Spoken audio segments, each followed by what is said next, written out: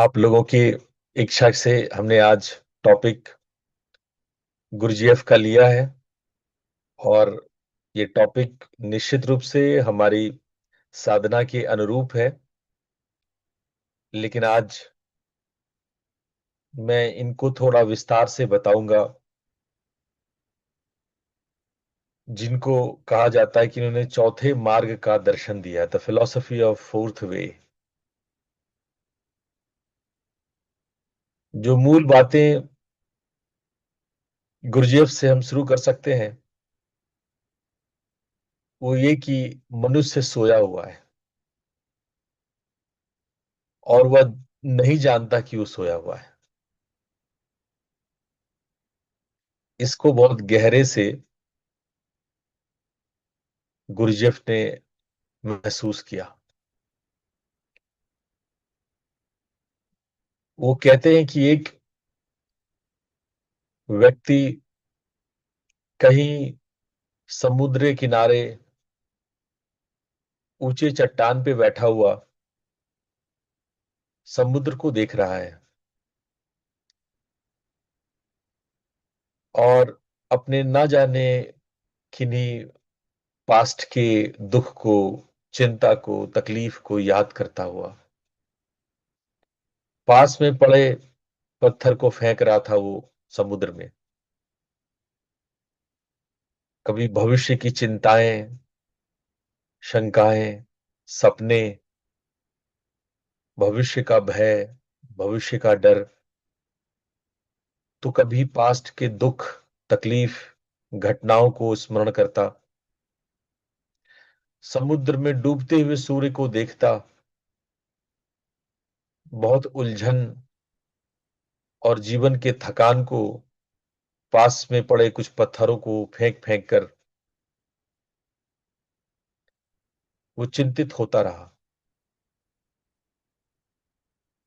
चांद निकल आया और धीरे धीरे वो रात बीत गई। वो बैठा रहा, वो सोचता रहा, वो और सोचा और दुखी हुआ। उसने बहुत सारी भविष्य की चिंता की, पास्ट के दुखों पर चिंतन किया और समय बीतता गया। सुबह हुआ। सुबह वो आखिरी पत्थर जो उसके हाथ में था और जब वो समुद्र में फेंक रहा था तो अचानक उसका ध्यान उस पत्थर पे गया जो चमक रहा था। वह व्यक्ति पेशे से जौहरी था, हीरो का व्यापारी था। अचानक जब उस कंकड़ पर उसकी नजर गई तो वो चौंक गया कि वो आखिरी पत्थर जो वो फेंकने वाला था वो हीरा था। That was the diamond. अचानक जैसे मानो पूरे शरीर में सिहरन दौड़ गई। एक झन्नाटे से अचानक से उसको होश आया कि अरे मैं क्या कर रहा हूं, अपने पास रखे सारे हीरो को मैं फेंक रहा हूं। उसे पता नहीं था जहां वो बैठा था आसपास हीरे थे जिसको वो समुद्र में फेंकता गया। और जब सूर्य की रोशनी उस हीरे पे पड़ी, उस जगमगाती हुई रोशनी में जब उसने उस पत्थर को देखा तो वो हीरे का था, वो हीरा था जिसे वो कंकड़ समझ के फेंक रहा था। अब पछताए होत क्या, सारी रात वो पत्थर फेंकता रहा था, आखिरी ही बची थी। मानो जैसे उसने अचानक से सब कुछ खो दिया।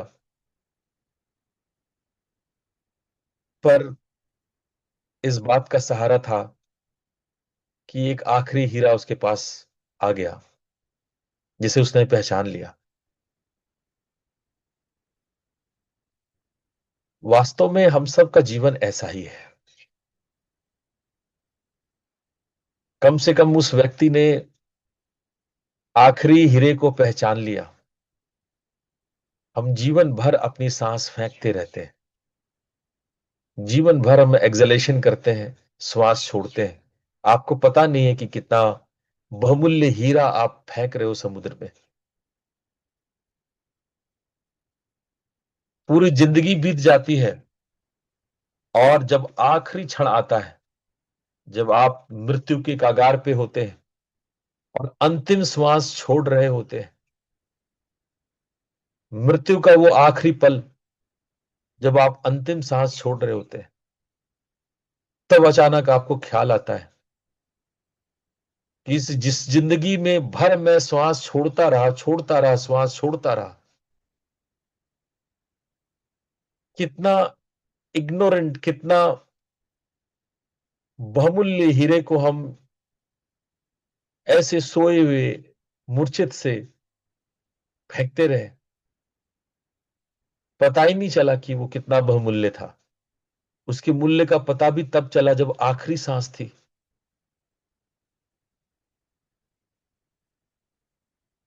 ये दर्द उस जोहरी का नहीं है, उस व्यक्ति का नहीं जिसने अपने सारे हीरे गंवा दिए, जो वहां पड़ा हुआ था, जो उसे मिल सकता था। उन हीरों से वो अपनी सारी चिंताएं, सारी परेशानियां, सारे दुख दर्द भूल सकता था। उन हीरों से वो बहुत रईस हो सकता था। लेकिन वो आखिरी श्वास,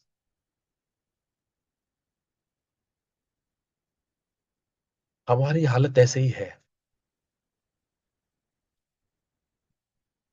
जिन्होंने भी अपना शरीर छोड़ा, उनको यही एहसास हुआ। और ये आज मैं आप लोगों से कह रहा हूं, ये गुरजेफ के शब्द हैं।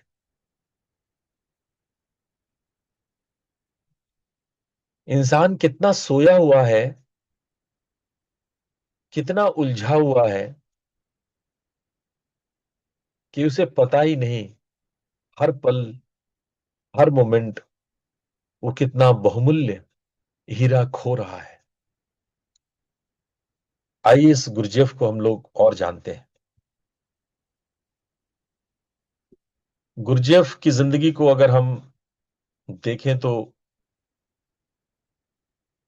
उन 1870 में इनका जन्म हुआ।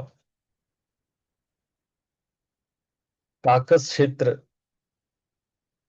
जो आर्मेनिया, अजरबैजान के ऊपर है, नॉर्थ में है, यहां उनका जन्म हुआ था। ये आर्मेनियाई मूल के विद्वान थे और इनको यूरोपीय, ईस्टर्न, एशियन, अरेबियन, इन सभी सिविलाइजेशन का इनमें संगम था।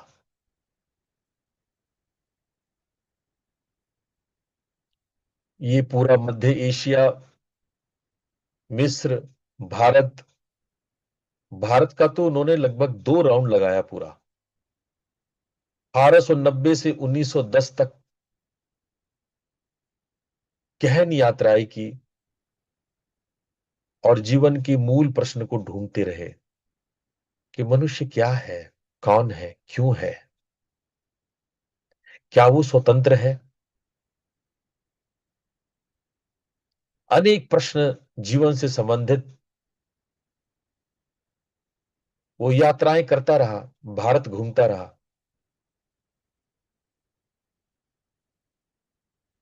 1912 में वो रूस में मॉस्को गए और मॉस्को में अपना शिक्षण आरंभ किया।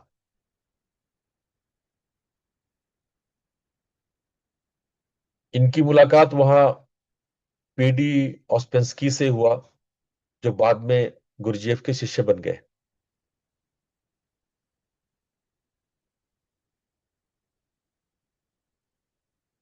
1919 से 1922 तक उन्होंने institute for the harmonious development of man की स्थापना की।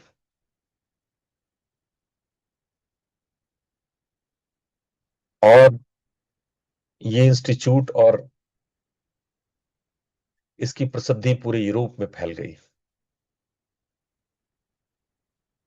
गुरजेफ की तूती रूस से फ्रांस तक इस तरह से फैला कि लोग उनको महान संत और उद्धारक के रूप में जानने लगे। 1924 में एक गंभीर कार दुर्घटना में ये बुरी तरह से घायल हो गए, और उसके बाद इन्होंने टीचिंग छोड़ करके राइटिंग, लेखन में और कुछ गहरे ध्यान में, समाधि में उतरना शुरू हो गया। इनका इनर वर्क शुरू हो गया। इन्होंने बिल्जेबब नाम का पुस्तक लिखा, और 1949 में फ्रांस में इनका निधन हुआ। आज उनकी शिक्षा पूरी यूरोप और रूस में अग्रणी रूप में याद की जाती है। गुरजिया फाउंडेशन आज भी जीवित है, आज भी वो काम कर रही है। फाउंडेशन में आज भी लोग जाते हैं, साधना करते हैं। आज भी इसके केंद्र पूरे विश्व में, अमेरिका से लेकर जापान तक, हर जगह इनके मिशन आपको मिल जाएंगे, इनके फाउंडेशन आपको मिल जाएंगे। जो मौलिक बात गुरजेफ ने की कि इंसान सोया हुआ है, ह्यूमन इज स्लीपिंग, इंसान सोया हुआ है, और नींद इतनी गहरी है कि कितनी भी उठा लो, वो सारा काम नींद में ही करता है।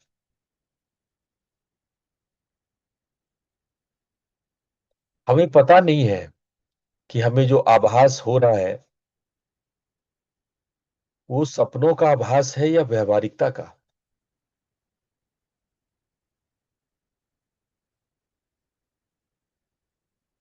मैंने पहले भी, इससे पहले, उस सपने की बात की थी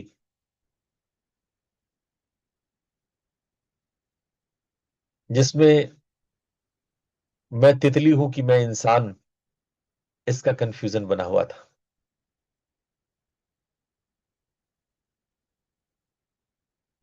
जब मैं आपको ताओइज्म पढ़ा रहा था, यहां भी गुरजेफ मिलती जुलती बात कर रहे हैं।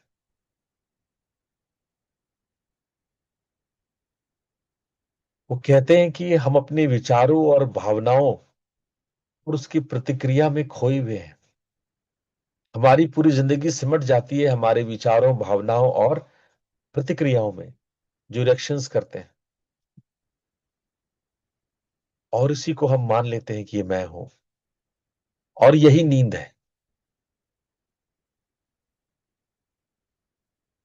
मैं अक्सर जो आपको बताता हूं कि आपका चलना, बोलना, उठना, बैठना सब कंडीशनड है।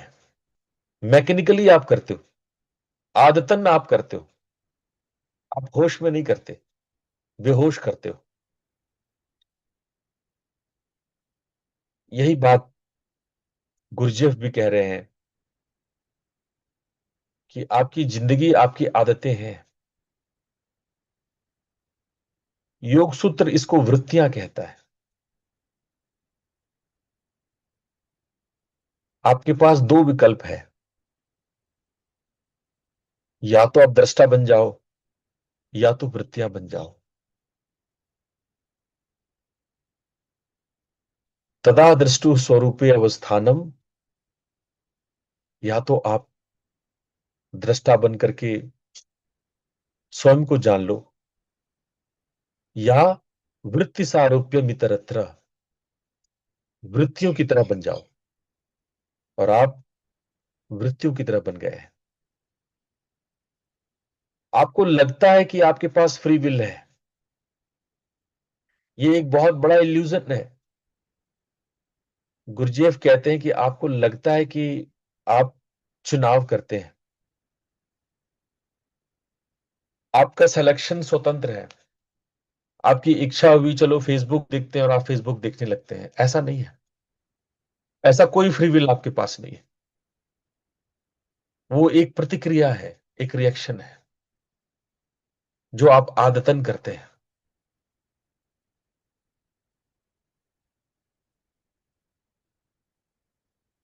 आपने एक फॉल्स आइडेंटिटी क्रिएट की है, जो कई प्रकार की घटनाओं से, आपकी नर्चर से,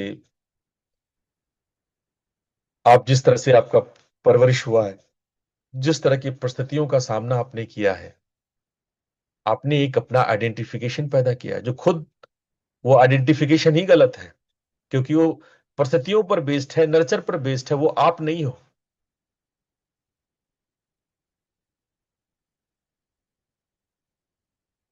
आप जिस को मैं समझ रहे हो, आपको लगता है कि मैं जिस चीज को आप मैं समझ रहे हो, वो कई हिस्सों में बटा हुआ, कई टुकड़ों में बटा हुआ आपके रिएक्शंस हैं, आपकी प्रतिक्रिया है।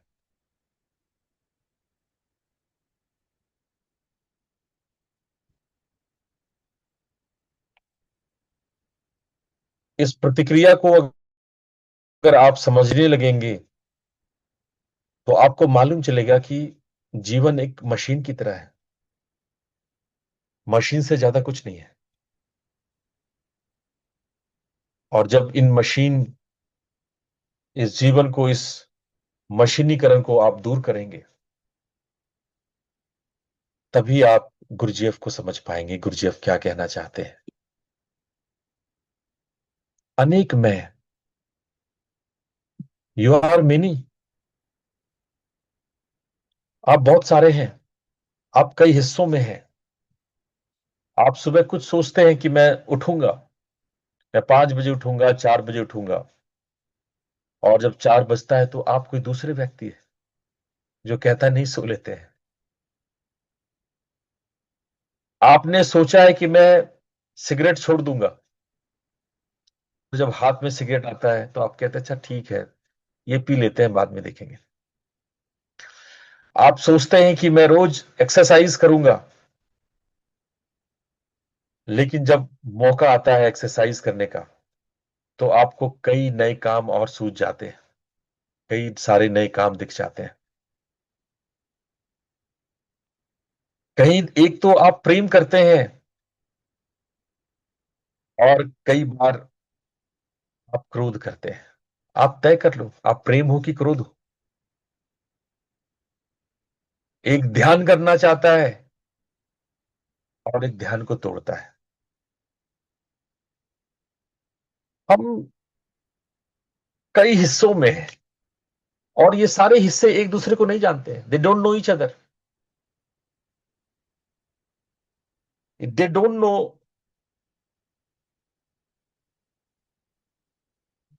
कि ये मैं ही हूं। कभी आप सोच के देखना,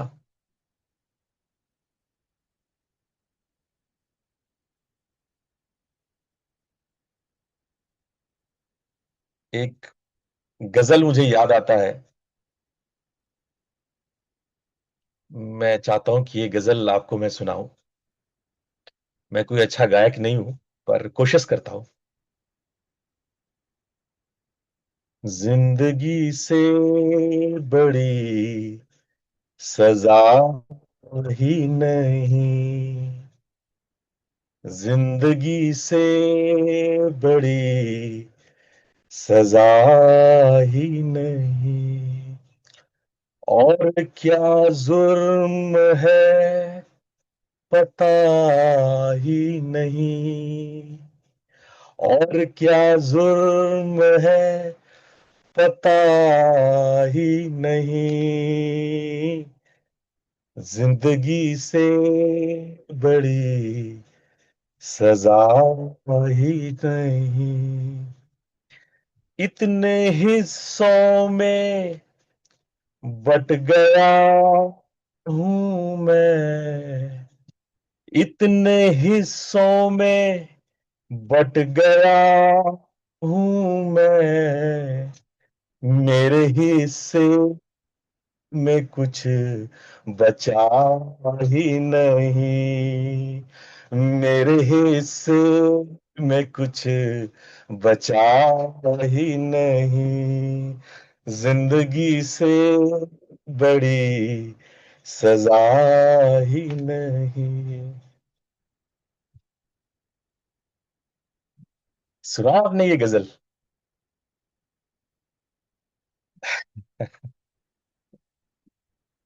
तो हम इतने हिस्से में बटे हुए हैं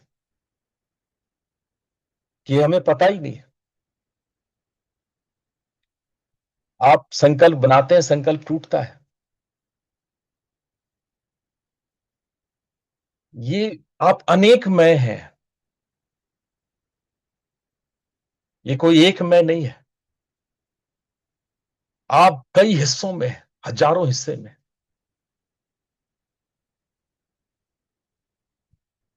और जब आप वास्तविकता में उतरेंगे, जिस दिन आप रियल मैं को जानेंगे, रियल आई को जानेंगे,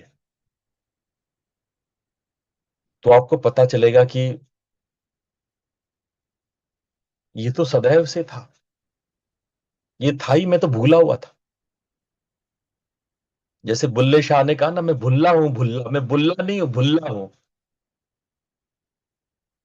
बुल्ले शाह कहते हैं कि मैं बुल्ला नहीं, मैं भुल्ला हूं, मैं भूल गया था।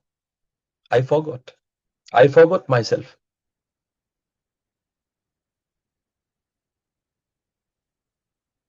और इसके लिए गुरजीएफ ने, हाँ श्रीनिवास जी बोले। Sir, it might be a repeatable question, but again, just like you, many yogis, almost every yogi, every text, every book, हजारों सालों से वही बोल रहा है, आप लोग सो रहा है, जागे रहो, and nothing is your choice, it's all predetermined. हमको समझ नहीं पाता है सर, हम हमारा दिमाग को मतलब I don't even know even now like how is it possible, कुछ होप भी नहीं है। तो आपका उम्मीद क्या है हम लोग पे? तो you can नहीं नहीं, answer, sir. I mean, my mind is exploding actually to understand this one concept of predetermined choice versus will. And second one is we don't even know if you are asleep or awake, or, it's in a different state. I mean, majority of the people. Yes you are right, actually this is the truth of life. Look the irony, we people think we know everything, we discuss, we talk, we do everything, but the reality is that we don't know anything, we don't know ourselves। मुझे खुद का नहीं पता है। और ये केवल आपकी बात नहीं है, ये सबके अंदर की बात है। पर मैं यहां गुरजीएफ को लाना चाहूंगा कि आप होपलेस मत हो, डोंट लीव योर होप। क्योंकि उस भूले हुए में भी वो है जो जिंदा है, उस भूले हुए देवता में वो देवत्व तो बाकी है। मैं फिर से एक शेर कहता हूं, आज मैं बड़ा शायराना मूड में हूं। एक शेर इरशाद है, मका से क्या मुझे लेना, मका से क्या मुझे लेना, मका तुमको मुबारक हो, मगर ये घास वाला रेशमी कालीन मेरा है, मगर ये घास वाला रेशमी कालीन मेरा है। माना कि आप भूले हो, माना कि आप भटके हो, लेकिन इस भूलेपन का एहसास करने वाला वो मैं अभी भी है। आपके अंदर वो दुख, वो तकलीफ और वो माहौल जो कभी कभी आपको याद दिला देता है खुद की, वो खुदा अब भी आपके भीतर मौजूद है। हाँ, ये क्वेश्चन बनता है कि मैं उसको प्राप्त कैसे करूं। उसके लिए सेल्फ ऑब्जर्वेशन हो सकता है, सेल्फ रिमेंबरिंग हो सकता है, और कुछ कॉन्शियस वर्क हो सकता है। आज हम इस पे बात करेंगे।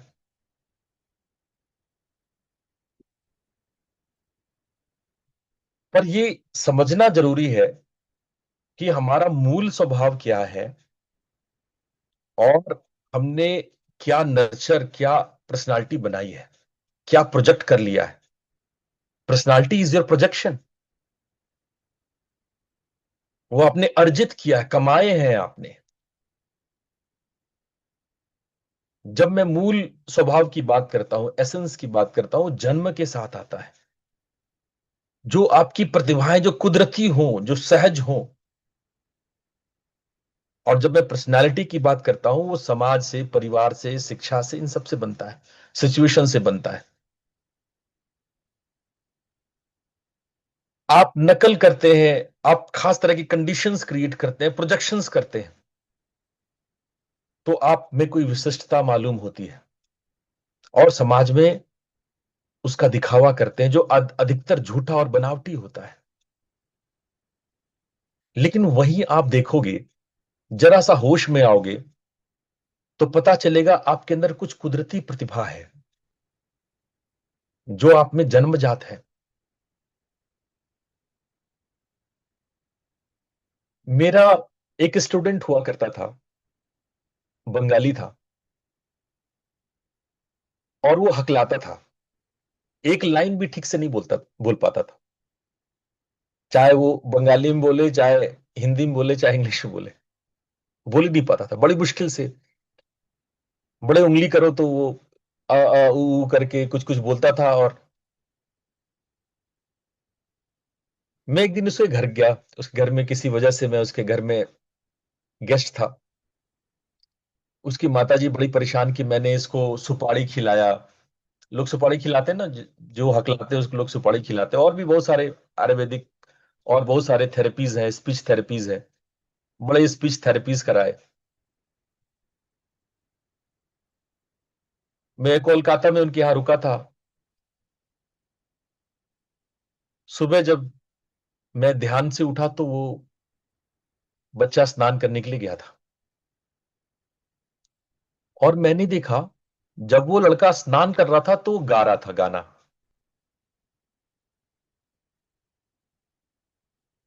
और जब वो गाना गा रहा था तो वो बिल्कुल सही गाना गा रहा था। गाने वक्त वो हकला नहीं रहा था। वो नहाता जा रहा था, और मुझे बाथरूम सिंगिंग जो आवाज होती है, बाथरूम से गूंजती है आवाज, मुझे सुनाई पड़ रही थी। जब वो स्नान करके बाहर निकला, मैंने बुलाया कि बच्चा इधर आओ। तुम तो इतना हकलाते हो, गाते वक्त तुम नहीं हकलाते हो, तुम तो बाथरूम बहुत अच्छा। वो शर्मा गया। मैंने कहा मेरे सामने गाओ। वो गा ही नहीं पा रहा था, उसके मुंह से आवाज ही नहीं निकल रही थी।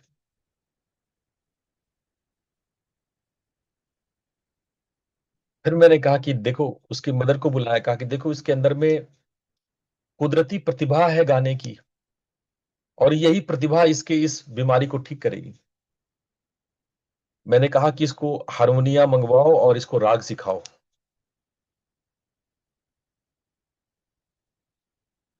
और आज की डेट में वो बंदा एक बहुत बड़ा कम्युनिकेटर है।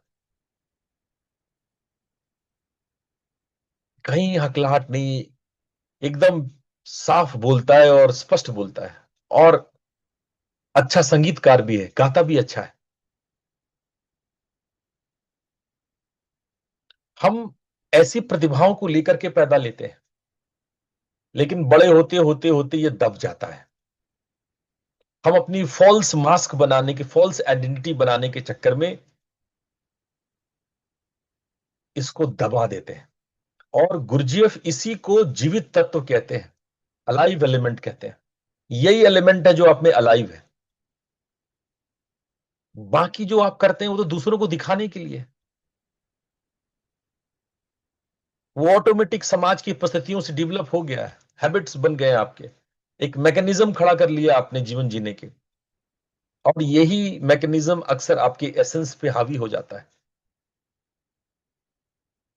और ये अविकसित होकर रह जाता है। गुरजीफ कहते हैं आप अपने आप को पहचानो। उन्होंने 3 केंद्रों की बात की।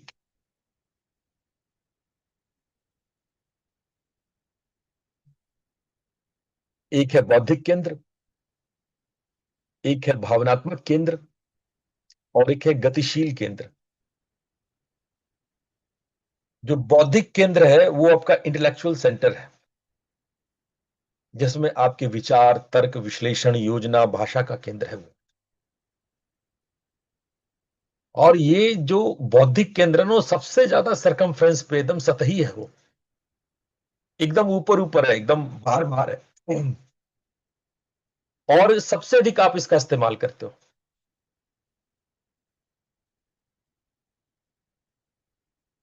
और खासकर भावनात्मक मुद्दों पर भी आप ये बौद्धिक केंद्र चालू कर देते हो। जहां भावना का यूज करना था वहां भी बौद्धिक केंद्र में कूद पड़ते हो। और खासकर मेल पुरुष ऐसा करते हैं। दूसरा सेंटर है इमोशनल सेंटर, जो भावना, आकर्षण, विकर्षण, प्रेम, करुणा, रस, उत्साह, भय, ऐसी भावनाओं से बना हुआ है।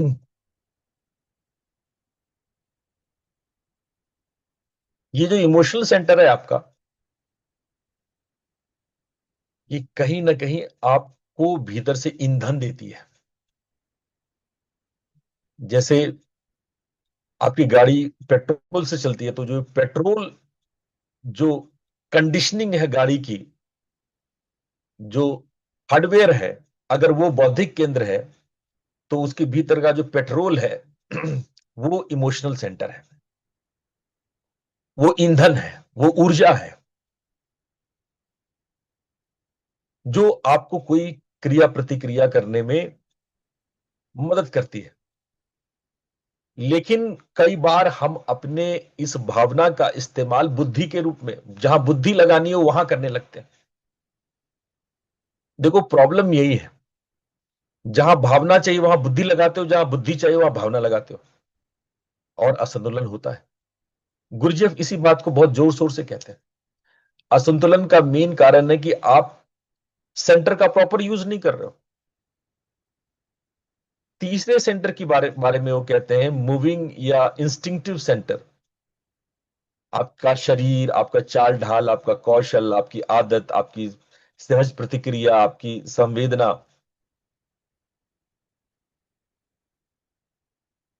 और यही ये रिजल्ट है आपकी क्रिया प्रतिक्रिया का, आपके एक्शंस एंड रिएक्शंस का।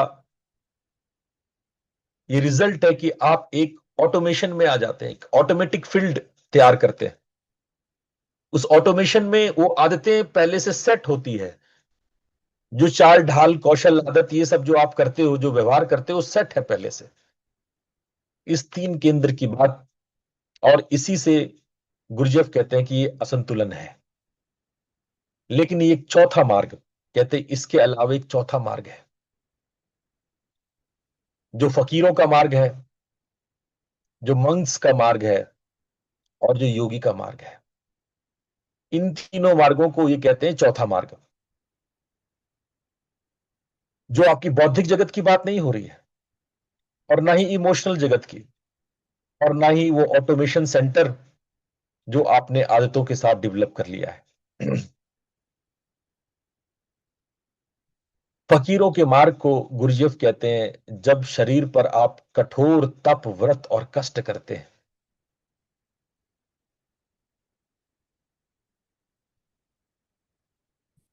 है ना। जिन फकीरों को हम एक मामूली भिखमंगा सन्यासी समझ के भगा देते हैं,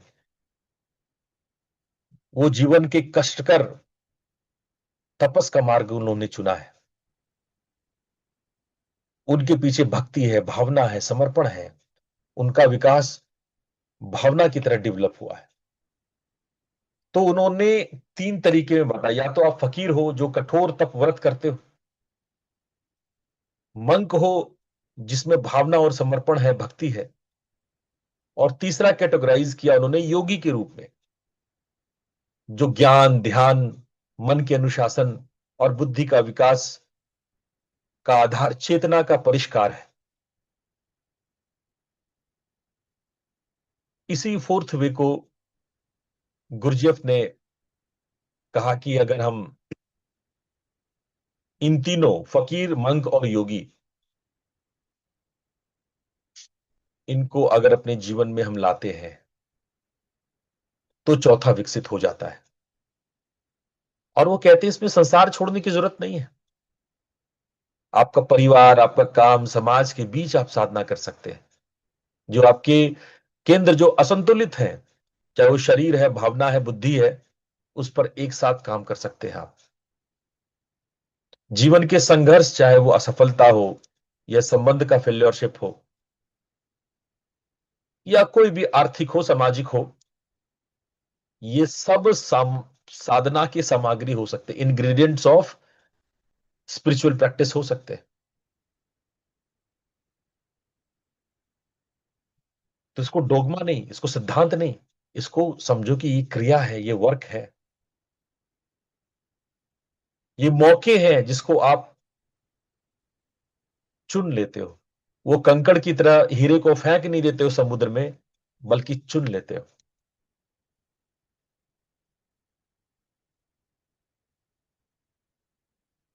उसके लिए उन्होंने जो रूल दिया, उसको सेल्फ ऑब्जर्वेशन और सेल्फ रिमेम्बरेंस कहते हैं। स्व अवलोकन और स्वस्मरण। सेल्फ ऑब्जर्वेशन क्या है? बिना तुरंत निर्णय किए, बिना सुधारने की जल्दी किए, जब आप स्वयं को देखते हैं, आपके भीतर क्रोध हो रहा है, आप भयभीत हो रहे हो, आप थॉटफुल हो रहे हो, ये जो आदतें हैं, चाल ढाल है, ये जो आपका रिएक्शंस है, रिस्पॉन्ड है, इसको आप ऑब्जर्व करते हो, तो उसको कहते हैं सेल्फ ऑब्जर्वेशन। और जब तक सेल्फ ऑब्जर्वेशन नहीं सीखोगे, आप साधना में प्रवेश नहीं कर पाओगे, चाहे कितने भी महान साधना कर लो। लोग मेरे से कह रहे हैं गुरुजी मैं 10 साल से नाद साधना कर रहा हूं। मैं पूछता हूं कि सेल्फ ऑब्जर्वेशन कितना किया? Do know your self? आप हो वहां पे? Are you there?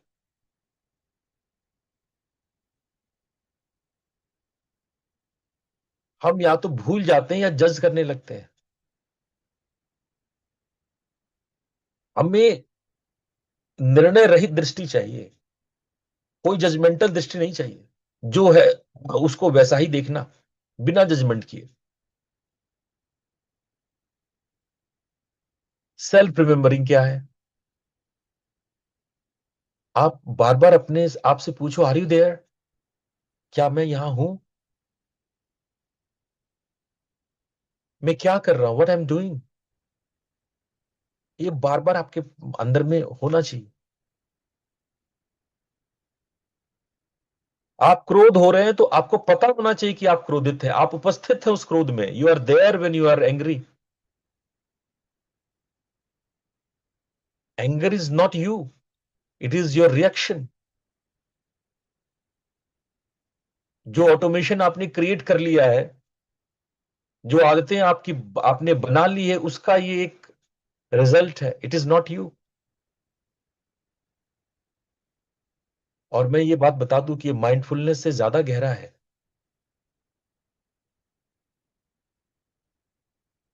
ये आपको जागरण की दिशा देता है।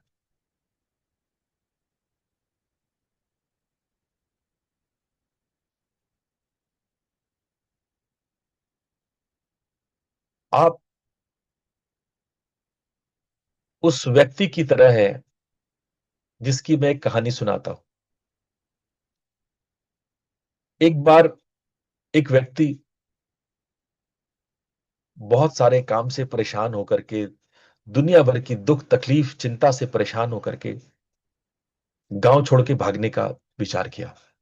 हाँ चलो, छोड़ के सब कुछ भाग जाते हैं। जिंदगी बहुत कठिन है, बहुत तकलीफ है, बहुत मुश्किल है। कभी पारिवारिक झंझट, कभी सामाजिक झंझट, पैसे बनाना, घर की व्यवस्था करना। थक गया था, परेशान हो गया था, निर्णय ले लिया कि अब मैं भाग जाऊंगा। उसने जुगाड़ किया एक नाव की। एक नदी थी पास में, गांव के पास में, कि जब कोई नहीं देख रहा होगा, जब मुझे पकड़ने रोकने वाला कोई नहीं होगा, जब मेरे से पैसे वापस मांगने वाला कोई ना होगा, मैं रात को अंधेरे में निकल जाऊंगा। उसने चुपचाप एक नाव का जुगाड़ किया, रात को नाव वहीं बांधा नदी के किनारे, और रात का इंतजार करने लगा। जब रात में सब लोग सो गए तो चुपचाप उस नाव पे बैठा और दबादब नाव खेना शुरू किया। खेता गया, खेता गया, खेता गया, खेता गया, खेता गया। सोचता रहा कि मैं तो बहुत दूर निकल गया, मोहित बहुत दूर निकल गया, मैं बहुत दूर निकल गया। खेते खेते खेते खेते जब सुबह भी उसका ध्यान खुला, नींद सी जैसे टूटा, उसका हाथ चल रहा था, वो खेता जा रहा था। 6-7 घंटे की मेहनत थी। अचानक गौर से देखता है ये जगह तो जाना पहचाना सा लग रहा है, हम कहाँ किस नगर में आ गए। बहुत गौर से देखा तो अरे ये तो अपने ही गांव का, अपने ही नदी का किनारा है। वो तो कहीं जा ही नहीं पाया, क्यों? क्योंकि उसने जो बांधी, वो खूंटी से जो नाव को बांधा था उसको तो खोला ही नहीं। जिस नाव को, जिस खूंटी से उसने बांधा था उसको तो उसने खोला ही नहीं। चप्पू चला रहा है, चप्पू चला रहा है। तब तक सुबह उसके गांव वाले उठ के टहलने लगे, अपने माथे पे हाथ रख दिया। आपकी हालत भी वैसे ही है, कुछ ज्यादा ज्यादा अलग ही नहीं है। सोच के देखो, आप भागे जा रहे हो, भागे जा रहे हो, कुछ नहीं छूट रहा है आपका। आप क्या सोचते हो जाके गेरू पहन के सन्यासी बन जाओगे तो आपको मोक्ष मिल जाएगा? एक नया संसार वहां जाके बसा लोगे। यहां तो बसा के परेशान ही हो, एक नया संसार उधर बसा लोगे। कुछ नहीं बदलता है जब तक आप मूल को नहीं पकड़ेंगे, बेस को नहीं पकड़ेंगे। इसलिए गुरजेफ कुछ बहुत मौलिक बात कर रहे हैं आपसे। गुरजेफ आपसे कह रहे हैं कि आप जानबूझकर अपने आप को तपस्या में उतारो। एक कॉन्सियस लेवल लेबर, एक इंटेंशनल सफरिंग की बात कर रहे हैं, एक तपस की बात कर रहे हैं, तपस्या की बात कर रहे हैं। कॉन्सियस लेबर क्या है? सचेत श्रम, वो श्रम जिसमें हम होश में हो, गार्डनिंग कर रहे हैं होश पे। जो सहज नहीं है उसे जानबूझ करके सजगता के साथ करना।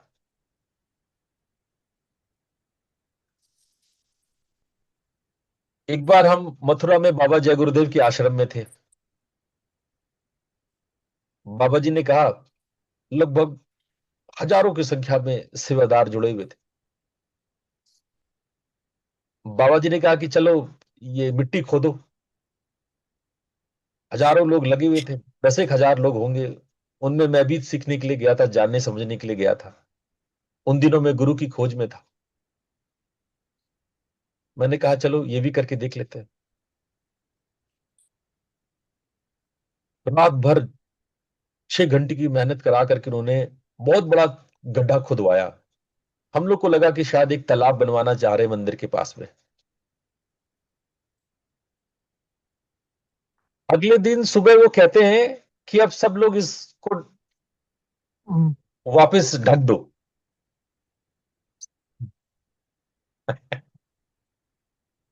और उनके पास जमीनें थी, वो कहीं खुदवाते थे फिर तुफवा देते थे, फिर खुदवाते थे फिर तुफवा। भाई आप क्या कर रहे हो गुरुजी? मतलब, तो ये गुरजीएफ का कॉन्सियस लेबर है।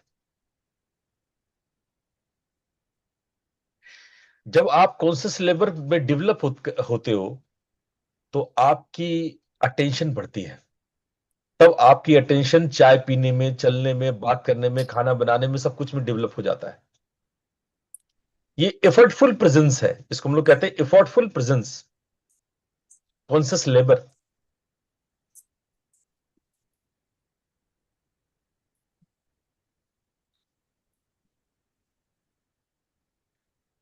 श्रीवास्तव जी पूछ रहे हैं, प्रणाम गुरुजी, इफ आई एम लॉस्ट साक्षी then eventually land at wrong aspirations.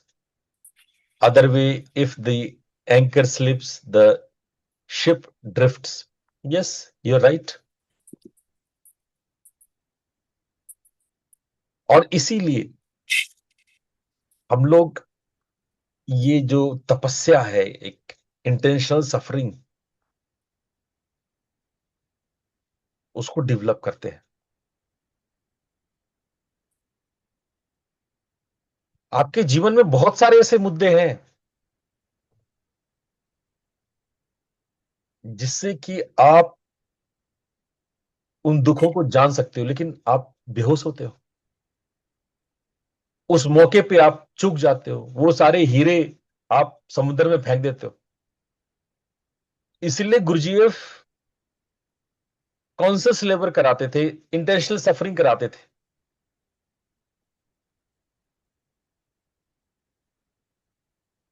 और जब चिढ़ने का मौका आए,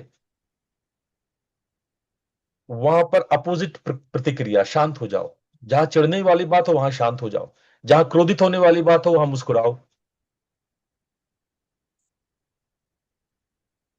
आप प्रतिपक्ष भावना कराते थे। इससे आपकी अटेंशन में अचानक से बढ़ोतरी हो जाती थी।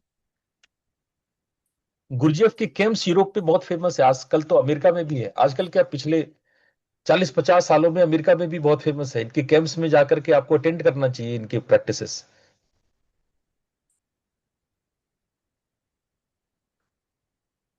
यही नहीं, उन्होंने बहुत सारे मुद्राओं को अडॉप्ट किया, बहुत सारे डांस प्रैक्टिसेस को। आपको बड़ा मजा आएगा इनके सेंटर्स में। वो डांस कराते हैं, dance like a fire, dance like a water, dance like a wind. आपको मुद्राएं बता रहे हैं, आपको डांस करा रहे हैं। ये आपके जो ऑटोमेटिक सिस्टम आपने डेवलप कर लिया, जो ऑटोमेशन में आपने अपने आप को ले आया है, उसी ऑटोमेटिज्म को वो तोड़ते हैं। आपका जो पुराना ढर्रा है, जो पुरानी रूढ़ी है, जो आपने शरीर मन में बना लिया है, उसको झकझोर करके आपको वापस नया बनाते हैं।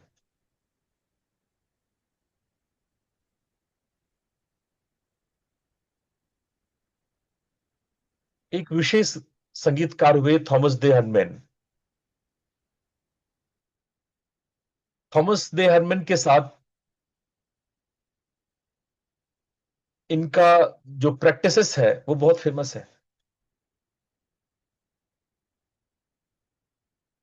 वो साधारण आर्ट से सब्जेक्टिव एक्सप्रेशन डेवलप करते हैं, और ऑब्जेक्टिव आर्ट से आपकी कॉन्सियसनेस पर सटीक नियमबद्ध प्रभाव को वो स्टडी कराते हैं आपको।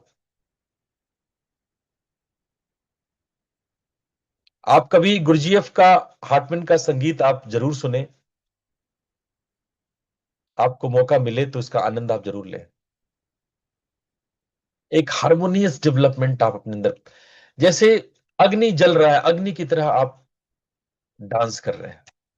Slow movement like fire, natural movement like fire. ये ग्रुप मेडिटेशंस कराते हैं। इनके फाउंडेशन में, क्योंकि ग्रुप के साथ अकेला आदमी भ्रम में फंसा रहता है, और ग्रुप जब करता है तो आप उनके साथ होने की कोशिश करते हैं। वो कहते हैं कि रियल वर्क अकेले में संभव नहीं है, उसके लिए बहुत डिसिप्लिन चाहिए, और जब आप समूह में रहते हैं तो आप डिसिप्लिन रहते हैं।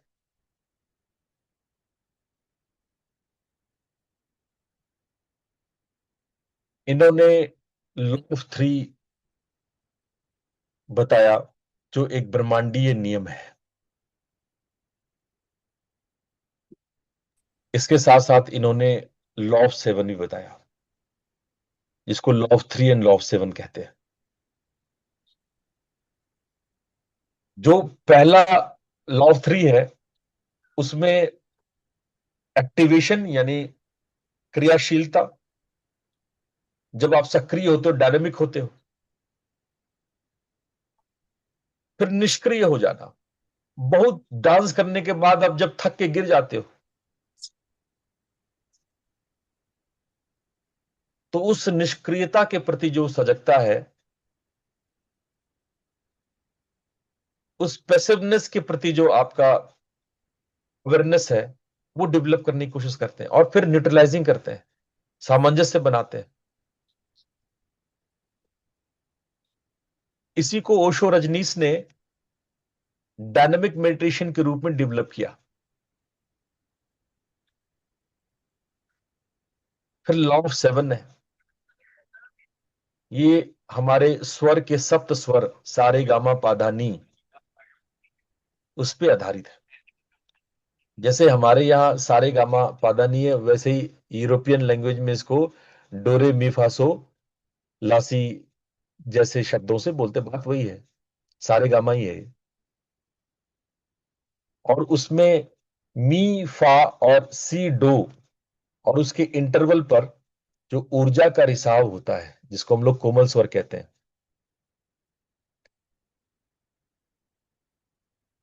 सा रे गा और मा। अगर आप राग यमन, कोई यहाँ पे है जिसको संगीत का थोड़ा ज्ञान हो? हाँ पता है सर।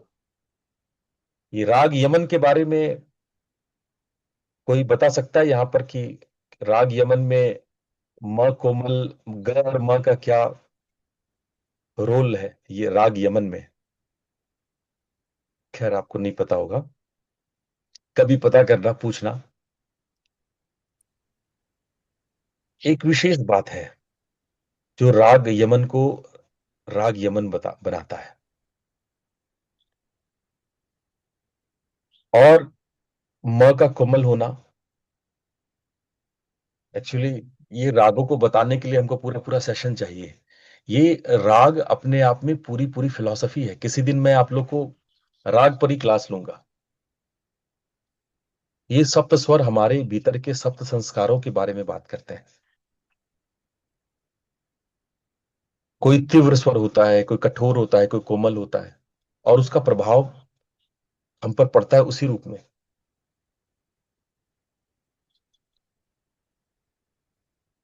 और इसी बात को बहुत बारीकी से गुरुजी समझते हैं। कहते हैं कि यहां भारी शौक आघात अगर नहीं मिलता है तो प्रक्रिया भटकती है, इसलिए एक आघात की जरूरत होती है। और एक गुरु यही करता है। साधना तो आप YouTube से भी सीख लोगे,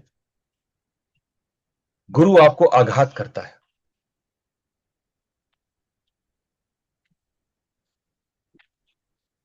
गुरजेफ ने 11 सूत्र दिए,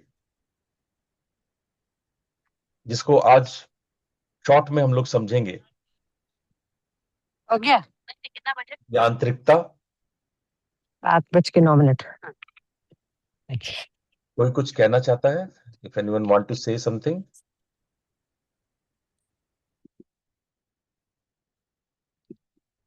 मैं तेजी से इसको पूरा करता हूं, मैं समझ रहा हूं समय हो गया आप लोगों का।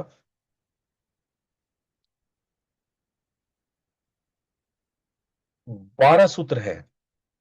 एक आपका यांत्रिक होना, आपका एक मशीन की तरह काम करना, आपके भीतर बहुत सारे व्यय का होना, आपका स्व अवलोकन, सेल्फ ऑब्जर्वेशन, स्वस्मरण, self remembering, essence versus personality. ये 3 केंद्र जो हमने बताया आपको, बौद्धिक, भावनात्मक और गतिशील, ये सारी बातें गुरुजीएफ की मूल बातें हैं। 7वां सूत्र है त्रियामी विकास, जो 3 रूल्स हमने बताए। 4th वे, चौथा वे है कि संसार छोड़ना जरूरी नहीं है।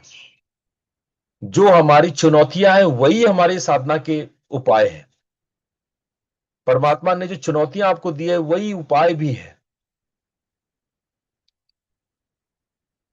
और 9वां सूत्र कंसस लेबर का है, 10वां सूत्र इंटेंशनल सफरिंग का है, 11वां सूत्र वो उपकरण है जो म्यूजिक में, डिसिप्लिन में, डांस में, मूवमेंट्स में आप गुरुजेफ सिखाते हैं। और 12वां वो अंतिम लक्षण है, वो अंतिम लक्ष्य है जिसमें आप अपने वास्तविकता को जान पाते हैं।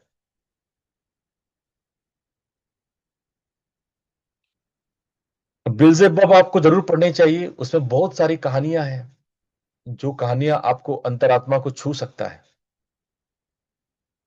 आप पढ़े मीटिंग्स विथ रिमार्केबल मैन, ये भी गुरजेफ की पुस्तक है, ये भी आपको पढ़ना चाहिए।